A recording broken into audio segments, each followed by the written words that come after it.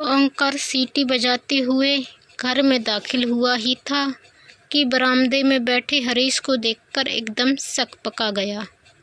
नमस्ते भैया, आज आप घर में कैसे? तुम्हें कोई ऐतराज़ है? हरीश ने कहा तो ओंकार और भी सहम गया। उसकी हालत देखकर हरीश को हंसी आ गई। कहा, मैं तो खैर अपने घर में बैठा हूँ, पर आज आपकी सवारी इधर कैसे? ऐसे ही कभी कभी भाभी जी से मिलने चला आता हूँ। भाभी हैं न भीतर? उसने पूछा और उत्तर की प्रतीक्षा न करते हुए सीधे भीतर चला गया। भीतर वाले ओसारे में माँ बेटी दोनों मिल गई। ओंकार वहीं पास में बैठ गया। बोला, भाभी जी, बड़े भैया के पास कौन सी गाड़ी है? ना जमी अपनी ना फलक अपना। सेंट्रो। क्यों? नीली वाली थी ना, पर आजकल वहाँ एक लाल गाड़ी खड़ी रहती है। छोटे भैया को जाकर बताओ। बेचारी भाभी है, खूब बड़ी सी। अपने कहते हुए उनका मुँह नहीं सूखता और बेचारी भाभी दो दो गाड़ियाँ रखे हैं। चुप करो अम्मा, पता है ना वह आज घर में है। हाँ तो ओंकार, लाल गाड़ी तो है, पर कौन सी? ठीक से देख नहीं पाया भाभी। पास जाते हो कुत्ते भौंकने लगते हैं। फाटक के बाहर खड़ा रहता हूँ तब भी। कुत्ते भी पाल लिए हैं, वह भी दो दो। यहाँ बच्चों को ठीक से नसीब नहीं होता, वहाँ कुत्ते पाले जा रहे हैं, वह भी दो दो। रईसी और कैसी होती है। वह जैसी भी हो नानी जी, अब हम वहाँ नहीं जाएंगे। बड़े जबरा कुत्ता है, हमको चीर डालेंगे। मैं गरीब बेमौत मारा जाऊँगा। 10-10 हज़ार के इंजेक्शन आते हैं, कहाँ से लगवाऊँगा? अरे, बड़े आदमियों के कुत्ते काटते हैं तो कुछ नहीं होता, उनके खुद इंजेक्शन लगे रहते हैं। जो भी हो, अब हम वहाँ नहीं जाएंगे, कहता हुआ ओंकार उठकर बाहर आ गया। हरीश आराम कुर्सी पर पूर्ववत आंखें मूंदकर लेटे हुए थे, पर उनके कान भीतर की ओर ही लगे थे। ओंकार की आहट पाते ही वे उठ बैठे। ओंकार, तुम बड़े भैया के घर गए थे? कुछ काम था? बेचारा ओंकार बंगले झांकने लगा। खिसकने की भी राह नहीं मिली। हरीश लगातार उसकी ओर देख रहे थे। आखिर उसने हिम्मत की और कह दिया, हम कौन अपनी मर्जी से जाते हैं? हमें वहाँ नानी जी भेजती हैं। किस लिए? ऐसे ही, देखने के लिए। तो भाभी जी कुछ चाय वाय पिलाती हैं या सूखा ही टरका देती हैं? हम भीतर थोड़े ही जाते हैं, बाहर से ही देख दाख कर आ जाते हैं। बाहर से हालचाल पता चल जाते हैं। मरा डर के मारे भीतर जाता ही नहीं तो कोई क्या करे? अम्मा जी ने एकदम कमरे में आवित्रित होते हुए कहा। ओंकार ने अब भागने में ही कुशल समझी। भैया जी, शाम को गैया हमें ही लगानी होती है, अब चलेंगे। और उत्तर की प्रतीक्षा किए बिना वह चला गया। हरीश अब सास की ओर मुखातिब हुए। ओंकार को आप बंगले पर भेजती हैं तो क्या करें? उन्होंने दबे स्वर में कहा। तुमने तो वहाँ जाना ही छोड़ दिया। अकेली औरत, किसी को तो खोज खबर लेनी चाहिए कि नहीं? हम लोगों के सिवा उसका वहाँ यहाँ कौन है? खोज खबर ही लेनी है तो किसी दिन माँ बेटी दोनों चली जाती ना। जासूसी करने की क्या ज़रूरत थी? जासूसी? और क्या, आप जो कर रही हैं वह जासूसी ही कहलाती है। हरीश ने कहा तो अम्मा जी मुँह बचकाकर भीतर चली गई। हरीश को बड़ा मज़ा आया। अरसे बाद सास को निरुत्तर करने का मौका मिला था। लेकिन सास को निरुत्तर करने की खुशी ज़्यादा देर नहीं रही। एक प्रश्न जो दिमाग में चक्कर काट रहा था उस पर हावी हो गया। बंगले पर नई गाड़ी आ गई है और 2 कुत्ते भी। कुत्ते पालना कितना महंगा शौक है उसे पता है। एक कुत्ते का खर्च 2 आदमियों की खुराक के बराबर आता है। फिर उनकी साज संभाल के लिए नौकर चाकर भी चाहिए। यह काम भाभी के बस का तो नहीं। फिर पिछले के महीने से उसने यहाँ का रुख नहीं किया है। वैसे कसम ही खा ली थी, पर इस बीच क्या इतनी बड़ी उथल पुथल हो सकती है। शालिनी और उसकी माँ इस बात से कुछ कुछ कहती रहती हैं। क्या यह सही है? 6 महीना पहले शुभम का रिजल्ट लेकर गया था।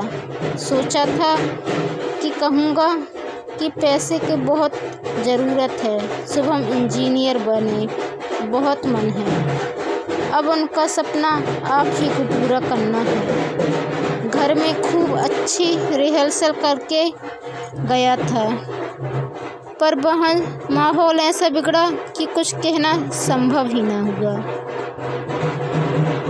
वह नहीं कि वहाँ स्वागत नहीं हुआ, स्वागत तो खूब अच्छे से हुआ। उन्होंने शुभम को बधाई भी दी। उसके लिए आशीर्वाद स्वरूप 500 का नोट भी लिफाफे में डाल कर दिया। चाय नाश्ता भी करवाया, पर सब कुछ ठंडा ठंडा सा था। उनमें संबंधों की ऊष्मा नहीं थी। वैसे भी उनसे सुसंवाद कभी था ही नहीं, पर भैया के रहते ये बातें सतह पर नहीं आई थीं। अब जैसे सब कुछ सामने आ गया। चाय के बाद वह शुभम को लेकर भैया के सपने की बात कहने ही जा रहा था कि भाभी ने कहा, चलो अच्छा हुआ, शुभम के रिजल्ट के बहाने ही सही तुम आए तो, नहीं तो 13वीं की बात तो तुम यहाँ का रास्ता ही भूल गए थे। जानते तो थे कि इस घर का एकमात्र कमाऊ सदस्य अब नहीं रहा। फिर एक आध बार आकर देखना तो था कि भाभी कैसी हैं, किस हाल में हैं। हरीश का सिर शर्म से झुक गया। वह अपनी सफाई में कुछ कहना ही चाहता था कि भाभी बोली, तुम्हें शायद डर लगा होगा कि भाभी कुछ मांग न ले। ठीक है ना, मैं तुमसे क्या मांगती हरीश, जिसने पिता समान भाई की अंत्येष्टि के लिए भी दूसरों के सामने हाथ फैलाया था। उसमें मैं क्या मांगती और मुझे वह क्या दे देता। सॉरी भाभी, पर उस समय हाथ सचमुच बहुत तंग था। उसने बुझी सी आवाज़ में कहा। हाथ तो तंग होना ही था। तुम्हारी एटीएम मशीन जो बीमार पड़ी थी, अब तक तो तुम्हारी हर समस्या वे ही सुलझाते आ रहे थे। बच्चों की फीस हो या साल भर का अनाज हो, सर्दियों के कपड़े हों या अन्य सामान, सब कुछ वे ही तो करते थे। उन्हीं बातों को याद करके तुम अपने भाई के लिए लकड़ी ही खरीद लेते तो मुझे अच्छा लगता।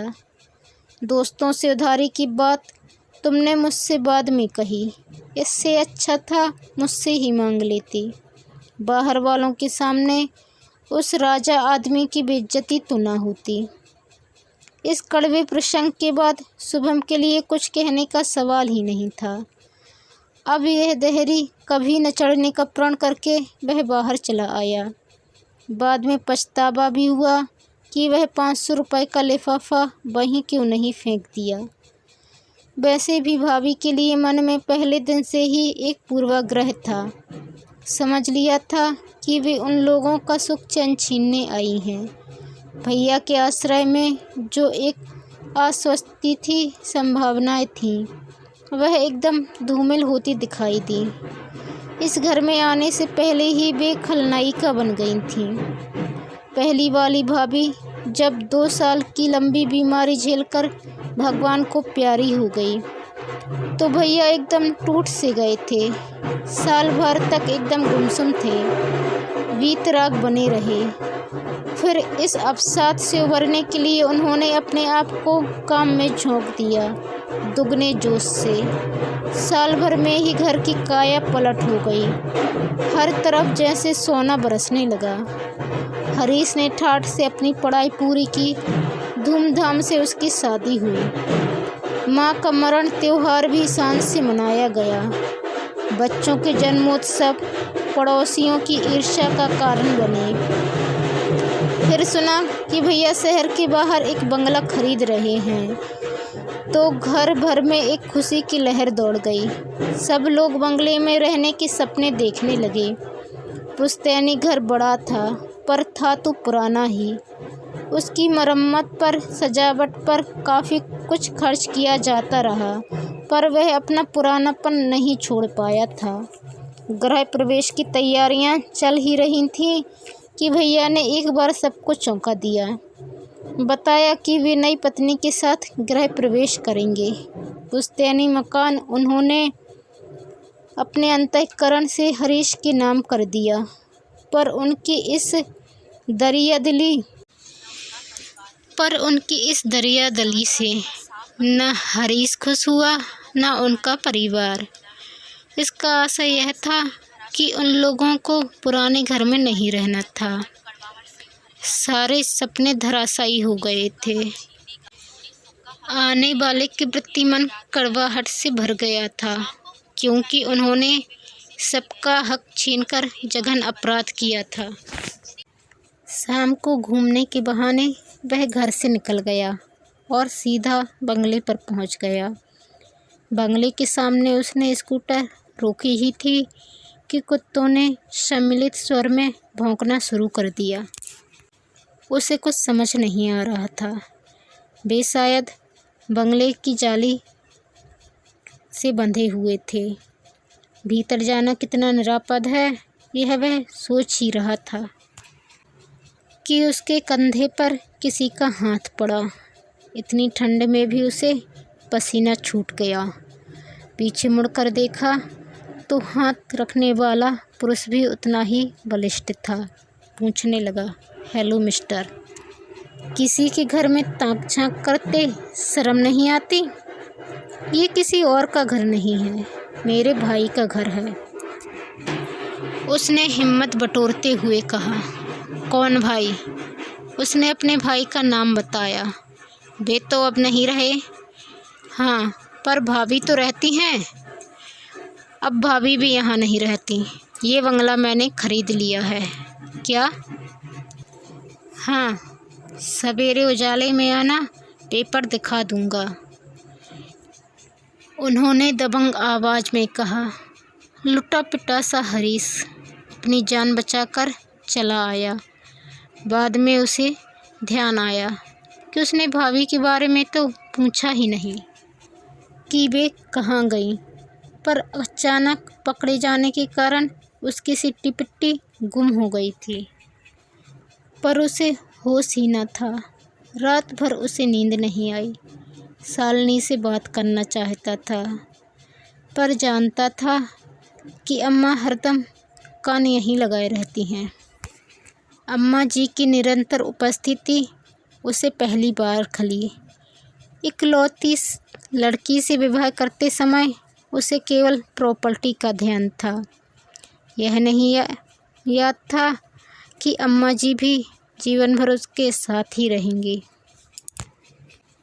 अब आई हैं तो चुपचाप बनी रहें, पर नहीं, हर बात में अपनी उपस्थिति दर्ज कराती हैं।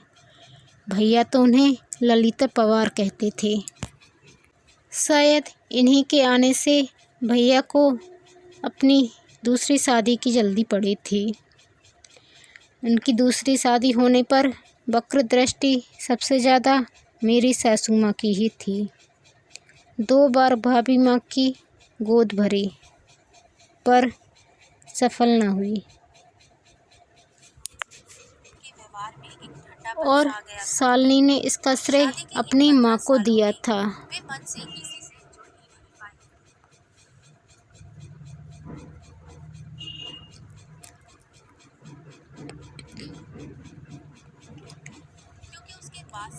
क्या भाभी इस बात को जानती थी?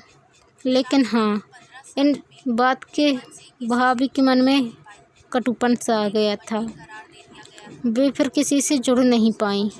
उन्हें घमंडी करार दे दिया गया था। पर दूसरा पक्ष भी तो कम दोषी नहीं था। उसने भी इस खाई को बांटने की जरा भी कोशिश न की। इन 15 सालों में वे किसी से अच्छे से जुड़ ही ना पाईं। दूसरे दिन वह मुंशी बालमुकुंद के घर निकल गया। उसे डर था कि कहीं वे उसके पहुंचने के पहले ही घर से ना निकल जाएं। भैया के बाद सब लोगों ने उन्हें हाथों हाथ ले लिया होगा। ऐसे कर्मठ और शरीफ लोग मिलते ही कहाँ हैं। कुछ काम लेकर वह इस घर में कई बार आया है। हर बार उसका जोरदार स्वागत हुआ है। पर इस बार मुंशी बालमुकुंद जी का मन थोड़ा फीका सा लगा। उन्होंने दरवाजे पर ही पूछ लिया, बोलो, बोलिए भी। उसका मन एक पल के लिए निरुत्तर हो गया। फिर उसने हठधर्मिता से कहा, आपसे कुछ बात करनी थी, क्या अंदर आ सकता हूँ? उन्हें दरवाज़ा छोड़ना पड़ा। हरीश अंदर आकर बैठ गया। बैठक उसे नया नया सा लगा, कुछ बदला हुआ सा और कुछ परिचित सा भी लगा। हाँ, अब बोलो, मुंशी जी ने उसे चेताया। वह थोड़ा व्यवस्थित हुआ और बोला, मैंने सुना है भाभी जी ने बंगला बेच दिया। हाँ, सही सुना है। 15 दिन पहले ही डील हुई है और हमें हवा तक नहीं लगने दी। मुंशी जी चुप बने रहे। हमारी रजामंदी की ज़रूरत भी ना समझी। ये कोई पुश्तैनी ज़मीन तो थी नहीं जो पूछती या बताती। ये वकील साहब का खुद का बंगला था जो उन्होंने अपनी पत्नी के नाम कर दिया था। अब वही इसकी लीगल और नेचुरल वारिस थी। चाहे बंगला बेचती या किसी को दान कर देती। और सामान का क्या किया? बेच दिया। वैसे भी इतना सारा सामान कहाँ ले जाती, कहाँ रखती? अच्छा सामान था, हाथों हाथ सब बिक गया। उन्होंने अपनी ज़रूरत का बस रखकर सारा सामान बेच दिया। किसने लिया? पड़ोसियों ने, परिचितों ने, जानकार वालों ने। हमने भी लिया।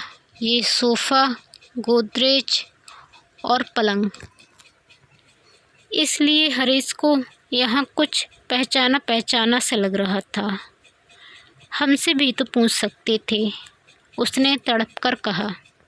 पर पैसे तो नहीं मांग सकती थी ना, इसलिए नहीं पूछा।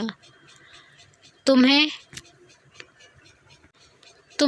स्वयं नहीं लगता कि उन्हें पैसों की ज़रूरत थी, इसलिए तो घर बेचना पड़ा। इतना बड़ा घर मेंटेन करना आसान तो नहीं है। और तुम तो जानते हो तुम्हारे भाई कितने साहे खर्च थे। बचत के नाम पर शून्य ही बचा था। आखिर बची हुई ज़िंदगी वे गुजारती कैसे? बरसी तक तो रुक ही सकती थी। ऐसी भी क्या जल्दी थी? जल्दी सामने वाली पार्टी को थी।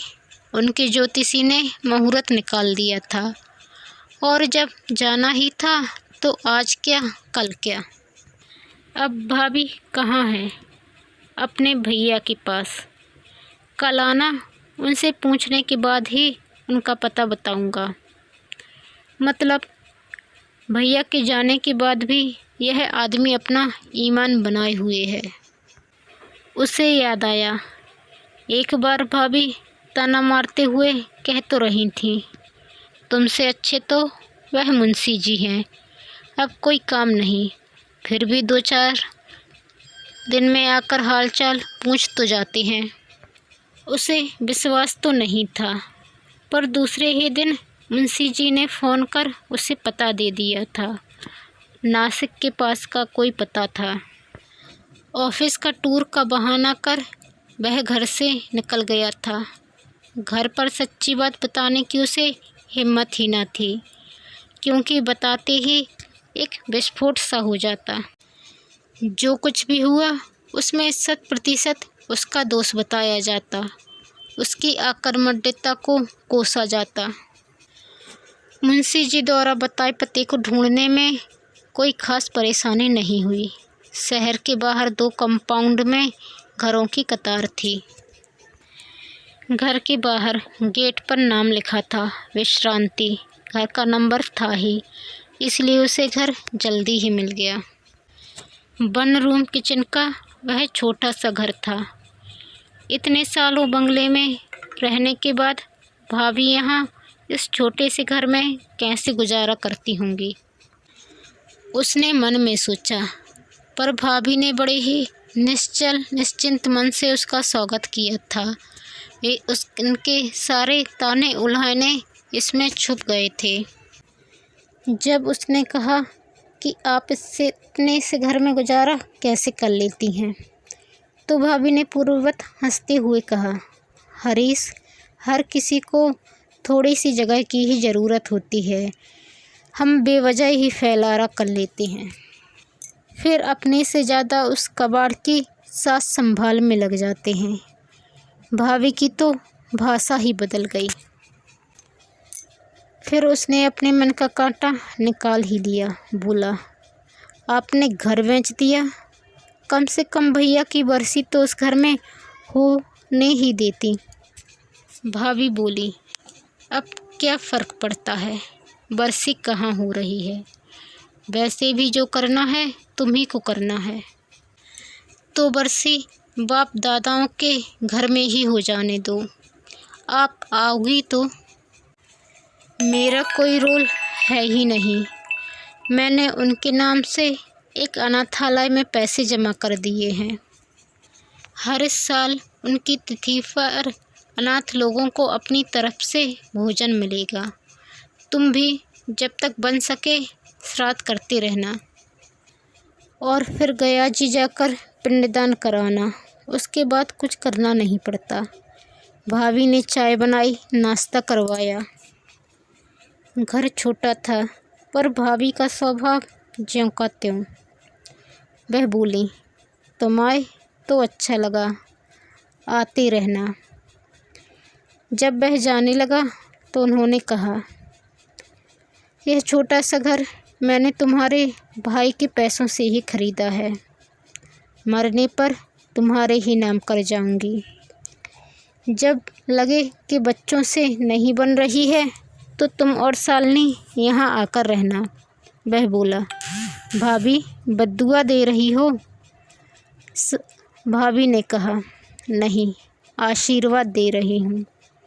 बुढ़ापे में अपने सिर के ऊपर अपनी एक छत होना क्या नियामत है, यह मुझसे भला और कोई नहीं जानता। उसने भाभी के पैर छुए और तेजी से मुड़ गया। वह इस गरिमामयी महिला को कादर होता हुआ नहीं देख सकता था। दोस्तों, कहानी सुनने के लिए धन्यवाद। यदि आप चैनल पर नए आए हैं तो प्लीज़ चैनल को सब्सक्राइब कर बेल आइकन को क्लिक कर लें, ताकि वीडियो अपलोड होते ही आपको नोटिफिकेशन मिल सके। वीडियो पसंद आने पर लाइक, कमेंट और शेयर ज़रूर करें। धन्यवाद।